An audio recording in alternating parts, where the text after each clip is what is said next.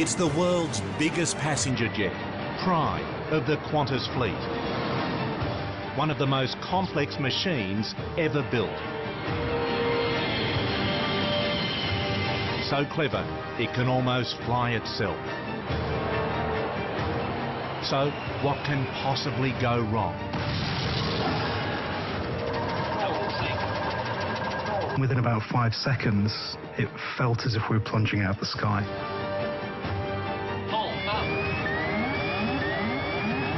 The unthinkable is happening. There were two loud noises. Boom, boom. His number 2 engine was exploding into pieces. Engine 2, fail. Wing slats failed, left ailerons failed. We're coming too fast, we're coming too fast. And I thought, this is not good. This was a life or death situation.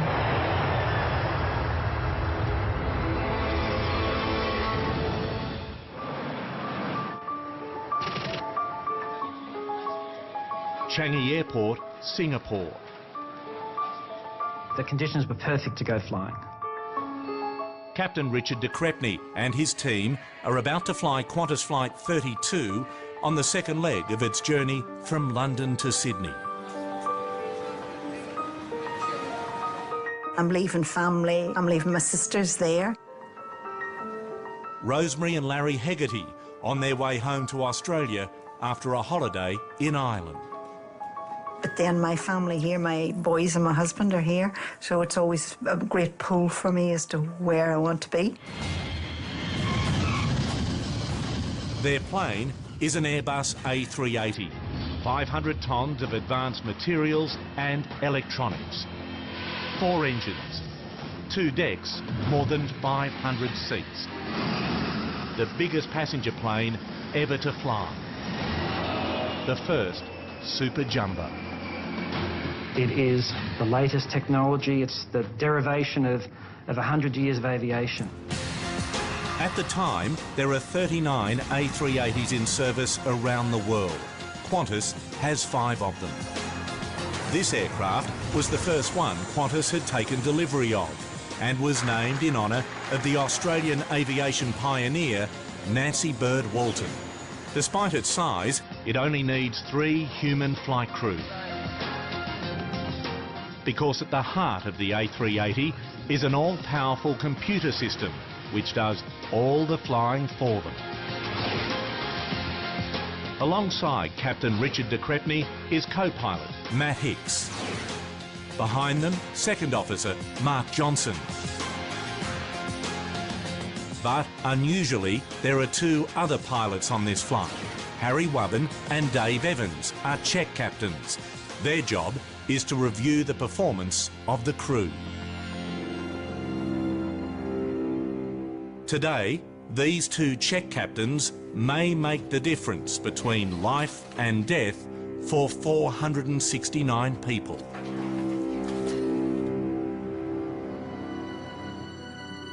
Before we took off, he said to me, "You're happy? Everyone happy?" I said, "Yep, just don't crash."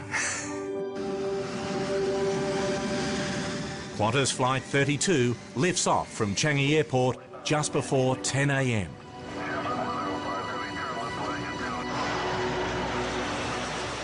I just am totally relaxed because I loved flying. Everything is running smoothly on the Whisper Quiet Megajet as it climbs into the skies above Singapore.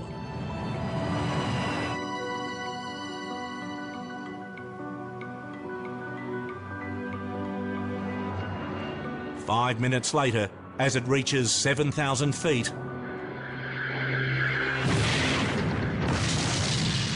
There were 2 loud noises. It was like Boom, boom. And I can remember seeing this flash of white come off the inner engine. And I just looked at Larry and I said, "Do you think we're going to be all right?" The next thing I did was just say a couple of quick prayers. And the whole plane started to vibrate. Captain de Crespigny's first reaction is to reduce power. I immediately went to level the aircraft, which would serve to bring the thrust off the engines and to make everything less severe. At the same time, the plane's computer system is telling them number 2 engine is on fire. De Crespigny tries to set off its remote-controlled fire extinguishers, but gets no response. Then number 2 engine cuts out completely.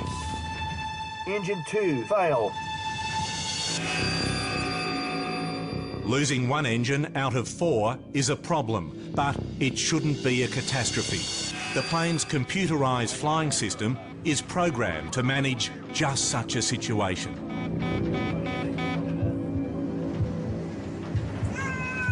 There was a girl sitting on the aisle seat opposite me, and she had a little baby. And she looked at me and she said, "What's wrong?" And I said, "I think something's happened, one of the engines, but it's all right, we've got 3 other engines." But single engine failure suddenly turns into something much worse. Wing slats failed, left ailerons failed. In just 1 minute, the system's reporting a cascade of over 50 different error messages. Fuel system and flight controls, Hydraulics at low pressure. landing gear, brakes, air conditioning.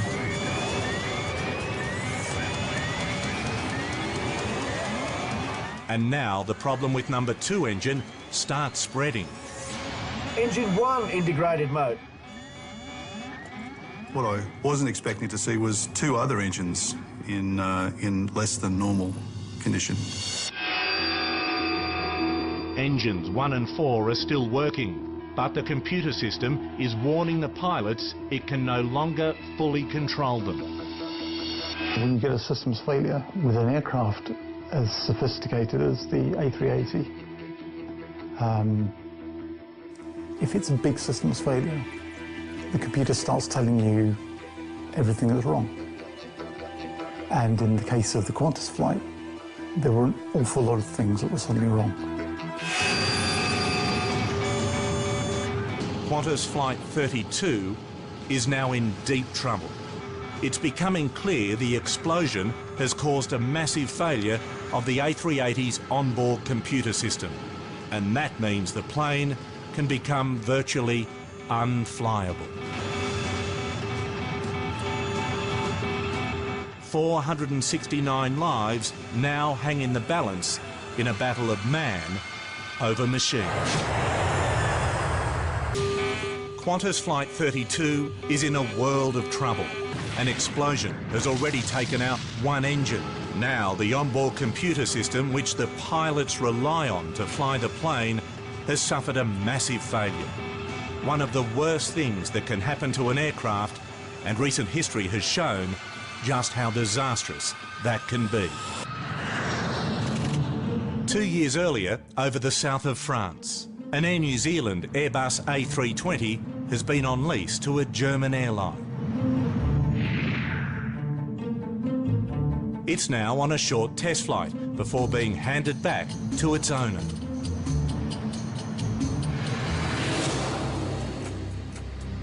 On board are 2 pilots from XL Airways, an Air New Zealand rep, and 4 other New Zealand officials. Just like its bigger cousin, the A380, the A320 is flown by highly sophisticated computerised systems. As part of the handover procedure, the crew need to test one of the most important functions, the stall protection. The A320 is designed never to stall. If its computer systems detect the plane is flying too slowly, they should automatically tilt the plane's nose downwards, power up the engines and accelerate out of the stall. That's the pitch. Pilot Keipel starts the test. The quickest way to stall an aeroplane is to slow it down and to point the nose up. It's a tricky bit of flying. Deliberately stalling an aeroplane is not kid stuff. This is a potentially dangerous test, normally carried out at 14,000 feet. But as the crew are heading back down towards the airport, they decide to do the test at just 4,000 feet. We're still reducing the speed. Golf Lima 888 Tango. As the nose comes up, pilot Keipel expects the computer system to take control. The crew was just waiting for the protections to trigger. The speed continues to drop. The plane gets slower and slower. But still, the computer system does nothing.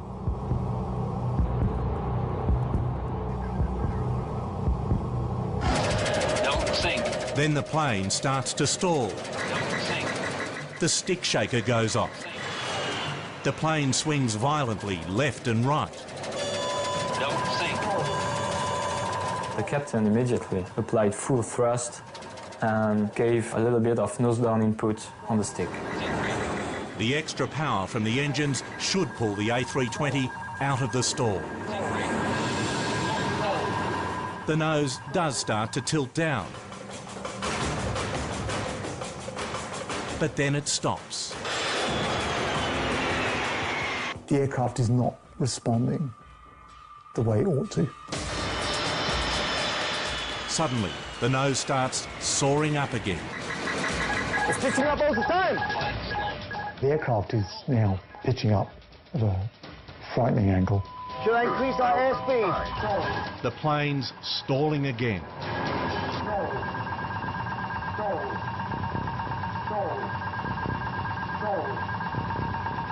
The airplane runs out of lift.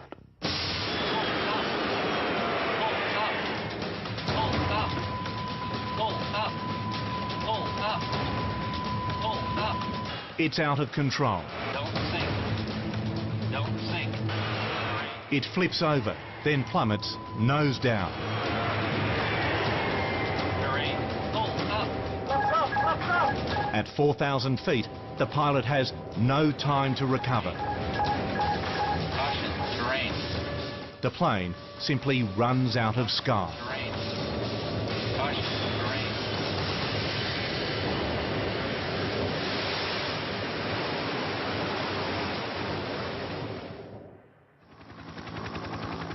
The A320 plunges into the Mediterranean, killing everyone on board. An investigation into the crash reveals two small sensors linked to the plane's computer had frozen, telling the onboard system the plane was flying level when it wasn't. The A320 scenario highlights just how perilous the situation is for Qantas Flight 32 in the skies over Singapore. The pilots are facing something much worse than a faulty sensor. Engine 2, fail. Since a huge explosion, they're suffering failure after failure. Wing slats failed, left ailerons failed. Just 6 minutes after takeoff, they have one engine dead, two others only working manually. Engine 1, integrated mode. The computer's bringing up an endless stream of warnings. Engine 4, degraded mode. The warnings start to contradict each other. The crew now realise their worst fear. The all-powerful computer system can no longer control the plane. November 4, 2010. Minutes after taking off from Changi Airport in Singapore, Qantas Flight 32 is in grave danger. An explosion in the number 2 engine has had a catastrophic effect on the plane's computer system. I had my thumb up most of the time, just cancelling the bells. You can't think with a bell ringing on top of your head. The crew struggle to understand what's going on. None of them have trained for total systems failure. Individually, everything was manageable, but we don't necessarily practice everything at once. Wing slats failure. Without the computer system to help them, the plane's almost unflyable. There's a danger the 3-man crew will be overwhelmed.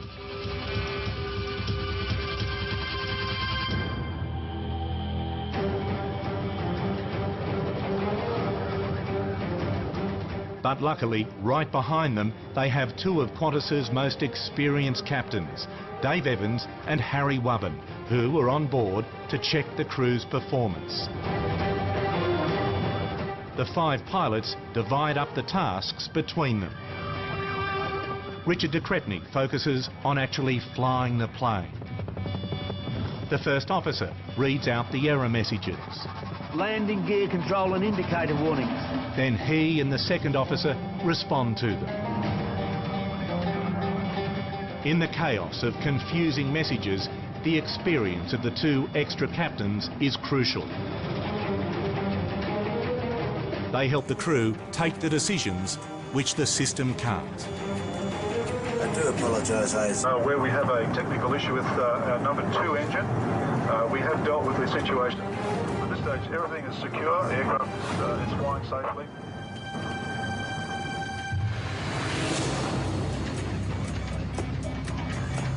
Richard de Crespigny realises he has to get the plane down on the ground as quickly as possible. The pilots agree their best hope is to head back to Changi Airport. We just turned left and went up towards the north, back towards the field. But they're flying the world's biggest plane. It's badly damaged and still full of fuel. That means they'll have to land fast and overweight. The danger is they'll go off the runway. So they try to calculate their chances of landing at Changi Airport using data from the onboard computer. With the amount of failures, it was unable to make a calculation. The computer can't cope. They try another approach. So the computer really can't calculate what the pilots need because it's such an abnormal situation. There's been so much damage to the airplane that the numbers essentially aren't making any sense. So the crew puts in a contingency plan. And come up with just the slimmest of margins. We had a 4-kilometre runway. We had 3,900 metres that we would need. We had a 100-metre surplus. But it's only a best guess. If they're right, the landing's going to be incredibly tight. If not, it could be a catastrophe. Aircraft don't travel over rough ground. If it goes off the end of the runway, then you're looking at the risk of fuselage breakup, fuel leak, fire. Write your own scenario in terms of how bad it could be. Even getting the plane onto the runway is going to be a huge challenge. With the computer system overwhelmed, they've lost many of the controls they need to steer the A380. The Qantas pilots are facing challenges that have had disastrous consequences in other incidents. 20 years earlier, a crew coming into land in Sioux City, Iowa, had to deal with a similar crisis.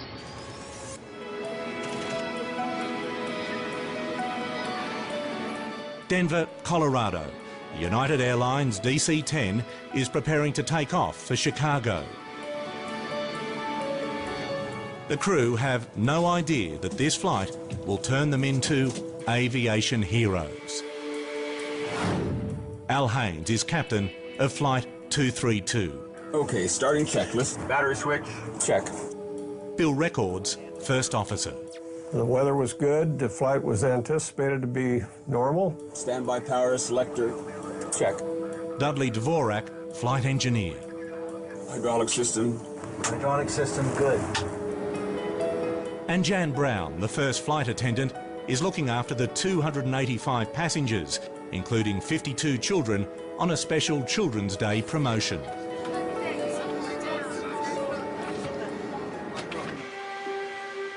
Thank you, Tara. Have a good day. Okay, gentlemen, here we go.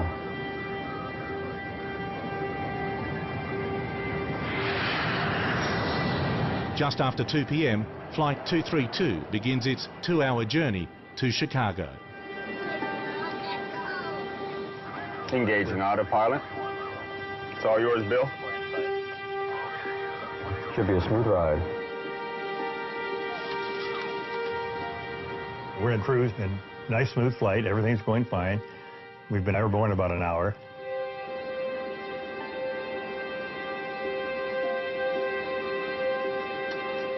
Well, it was one of those extraordinarily beautiful July days. Things were going smoothly. I had expedited the service because Al had said that we might have a little turbulence before we arrived in Chicago. And so I wanted to have everything, the service cleared up in case we had to sit down. At 3:16 p.m, the pilots make a shallow right turn. I was in the economy section picking up trays. Went out of the blue. Suddenly, the tail-mounted engine explodes. It started literally with a bang, shook the airplane and vibrated the instrument panel. We have to determine what's wrong.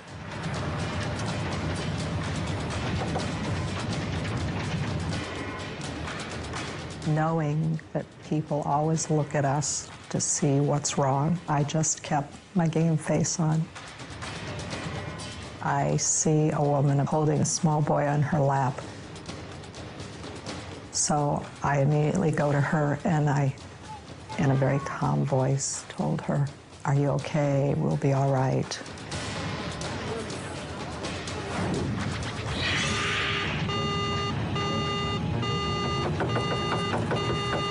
Number 2's gone. Just like on Qantas Flight 32, losing one engine out of 3 shouldn't be a problem. You just shut the engine down and go on to your flight. Ladies and gentlemen. We hear the cockpit announcing that we've lost an engine, and we still have 2 engines. We'll be all right.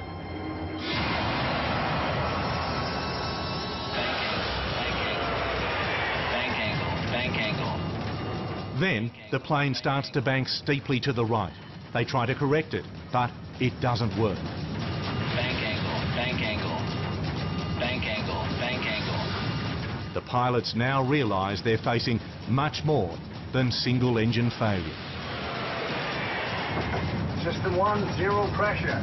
Engine 2 on fire. I've got it, Bill. System 2, 0 pressure. System 3, 10%. The exploding engine has cut through the hydraulic lines. Now, make that 0%, 2. We've lost all hydraulics. Just like on Qantas Flight 32, they've lost the controls they need to fly the plane. A situation they haven't trained for because no one thought it could ever happen. Qantas Flight 32, with 469 people on board, is crippled over the skies of Singapore. The pilots are facing a systems failure on a scale few could have imagined. But the crew of United Flight 232 don't have to imagine it. They are living it. They've basically lost control of their aircraft on a flight from Denver to Chicago. 232, we've just lost number 2 and some hydraulics. Airplane is emergency controllable here. We've been told that this cannot happen. This is an impossibility because of the way that the airplane is designed.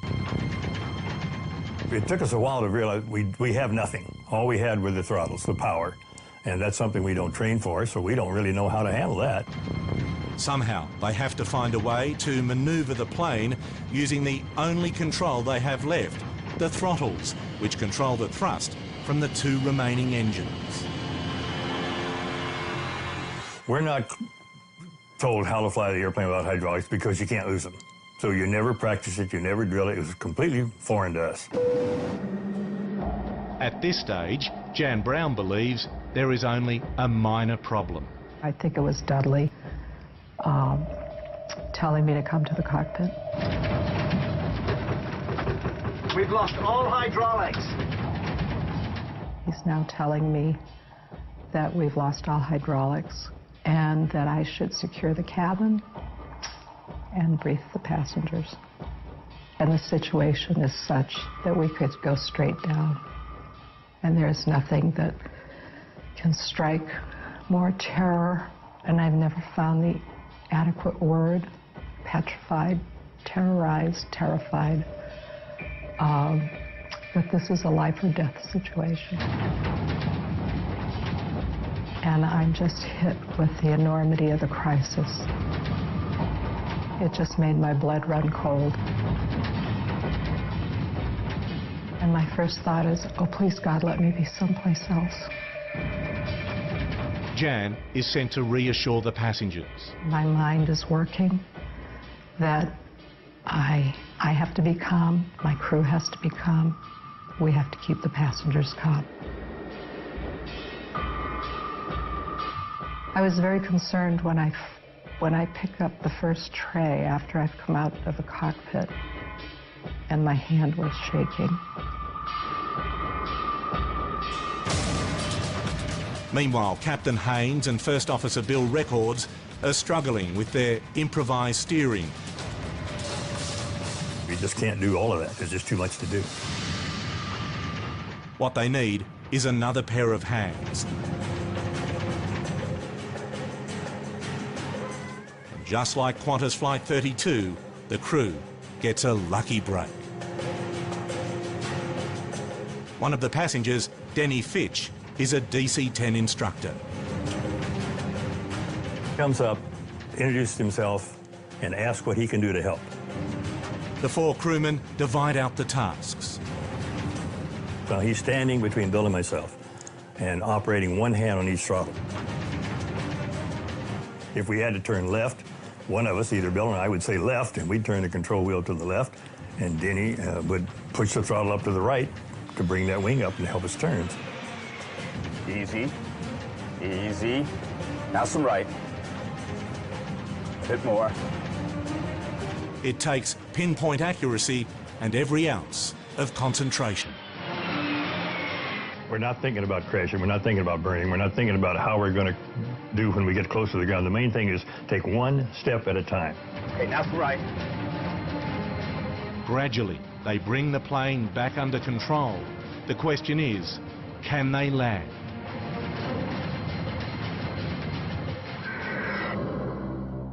Now we just have to find a place to try and put it down. By now, they're flying over the state of Iowa. They tell us Sioux City. So, okay, that's fine with us. Take us to Sioux City, because we'll go there. It's got a runway long enough to land. Here we had to lose 37,000 feet of altitude from where the incident took place. So I remember looking out the window at one time and thinking it's a long ways down. A bit more right. The crew now steel themselves for landing. They all know it could be fatal. Ladies and gentlemen, we're going to be trying to land shortly. I have to warn you that it will be very firm. There are four very young children sitting on their mothers' laps. They don't have their own seats. While we are waiting for the cockpit to give us the brace position, I get on the microphone and direct passengers with lap children to place them on the floor and hold them.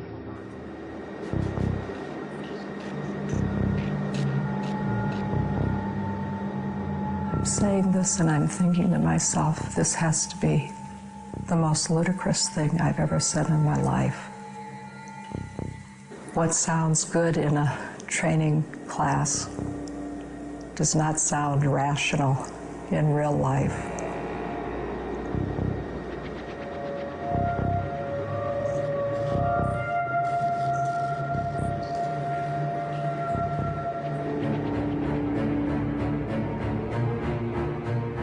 When we were approaching final, I was feeling both relief and quite a bit of apprehension at the same time. Wondering how it was going to end up, knowing that we had no brakes to stop the airplane and no controls to keep it on the runway. A little left bank.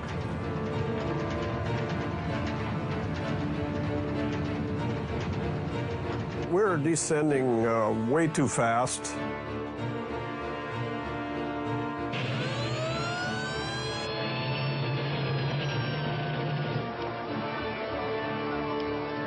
you're cleared to land on any runway. You want to be particular and make it a runway, huh? We're trying to hit Iowa, safely hit Iowa, and he wants us to land on a particular runway. And we thought, well, that's kind of pushing it then. We're going too fast. Pull the power back, all the way back, the left one. Pull it back. I'm asking Denny to pull the throttles back, and he says he can't because that's making us turn. Or left. Pull left now.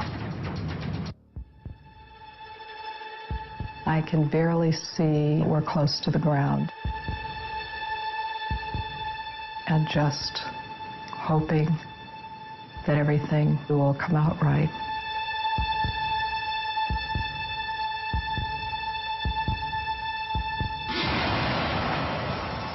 Right engine rolled us to the right. Pull the throttle back, left. I said left, left. Left. Left throttle. Left. Left, left, left. Pull the power back, left-hand side. Left. Pull the power back.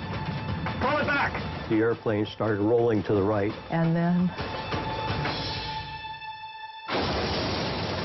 we smash into the earth.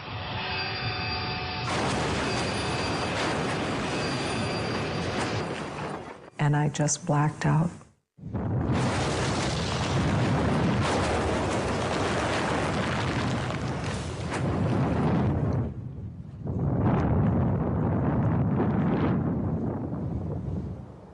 Flight 232 finally comes to a halt in a field alongside the runway.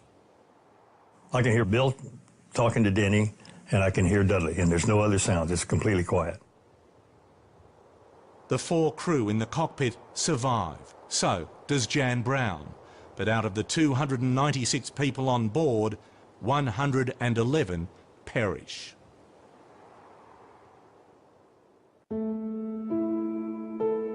I look in front of me, and here comes the mother of this 22-month-old boy. And she says, I have to go back and get my son. And she looks up at me and she says, you told me that it would be all right. And he's gone.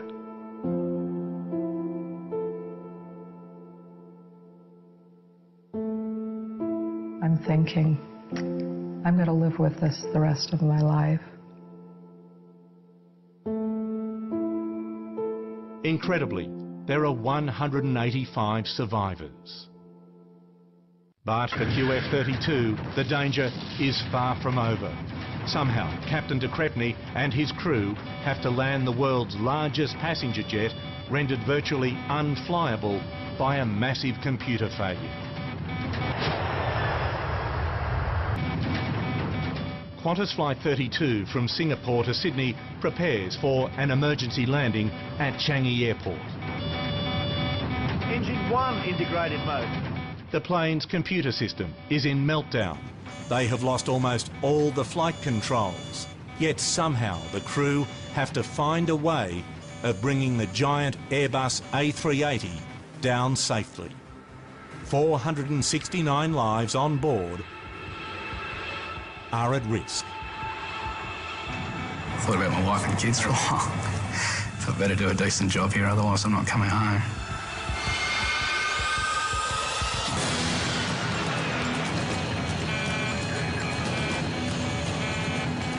Captain Richard de Crespigny and the 4 other pilots can barely steer the aircraft.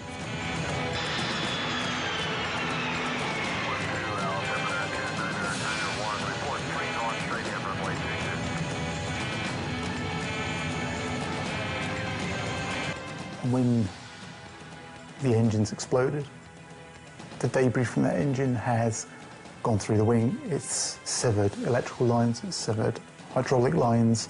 So to lose those systems is quite critical as to how much control the crew can exercise over the airplane. Worse still, it's full of fuel.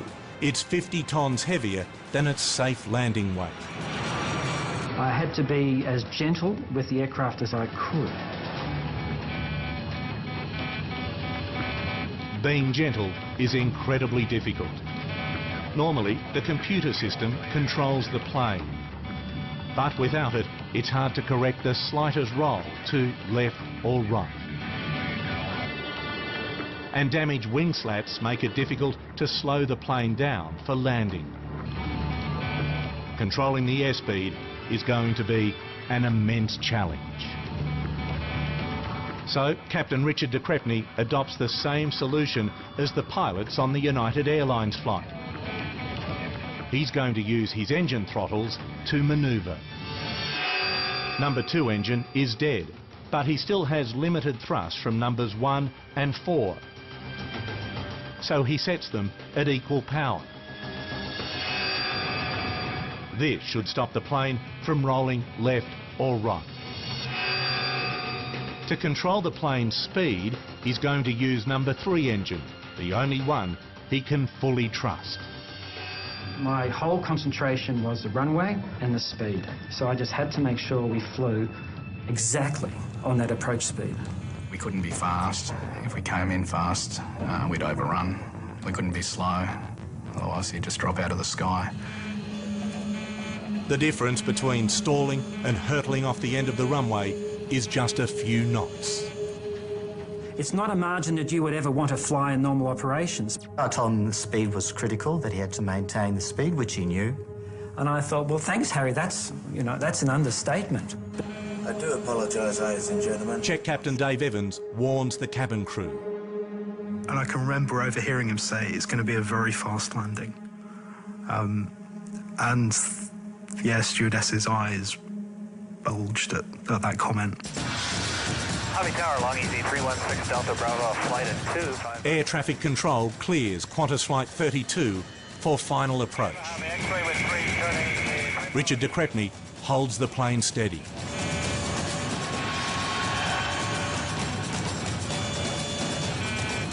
At just 500 feet, the stall warning goes off. They're flying too slow, but it's too late to pull out. So I pushed up the number 3 thrust lever and the stall warning went away. Their speed, though, is still a problem. I just kept saying to Larry, we're coming too fast, we're coming too fast. As soon as we hit the ground, the plane just veered slightly to the right. And I thought, oh, this is not good.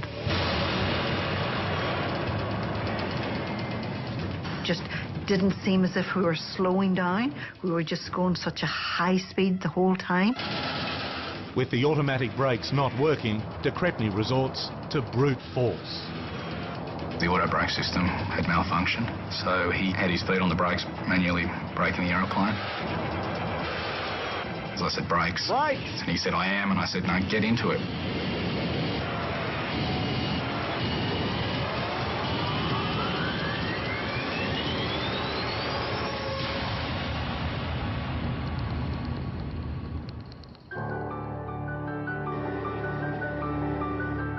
They finally come to a stop just 100 metres from the end of the runway. There's an enormous sense of relief when it pulled up and we parked the brake. Everybody just clapped. It was just sheer relief, even though, as I say, it was a bumpy landing, but it was just sheer relief. All 469 lives are saved. But the question remaining now is, how did it happen? What caused such a monumental systems failure on the world's most advanced passenger aircraft? Has survived a near catastrophe. After losing most of its onboard computer systems, it's taken all the crew's skill and experience to get the A380 back on the ground safely. For the investigators, the biggest question is, why did the computer system fail so catastrophically? To find out, they focus on where the problems began, the explosion of number 2 engine. It became clear fairly early on that there had been some sort of oil-related fire problem. We worked quickly to try and establish how this sort of sequence of events could happen. They soon identify a crack in a tiny oil pipe. There had been a fracture of an oil pipe that led to a spray of oil into one of the engine cavities. The investigators now realise the oil caught fire, causing the engine's turbine disc to explode. This sent lethal debris hurtling through the wing faster than the speed of sound. Even this violent impact shouldn't have overwhelmed the A380's advanced control systems. Systems are designed with backup against those sorts of instances. But the explosion caused massive damage to the computer system itself. Slicing through crucial wiring and hydraulic lines, the computer couldn't cope.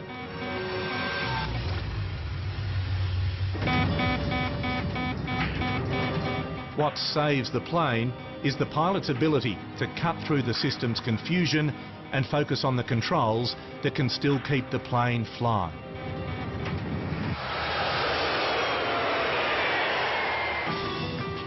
There's no doubt, automatic systems make today's planes safer and easier to fly.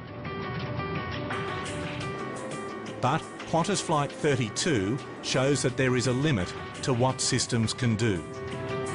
And when the system fails, the crew are on their own. Luckily, on the Qantas and United Airlines flights, there were extra hands on board to deal with it. The courage and experience of all of these pilots, the difference. I think Al said it appropriately one time. He said that somebody must have been looking out for us, that we had survived.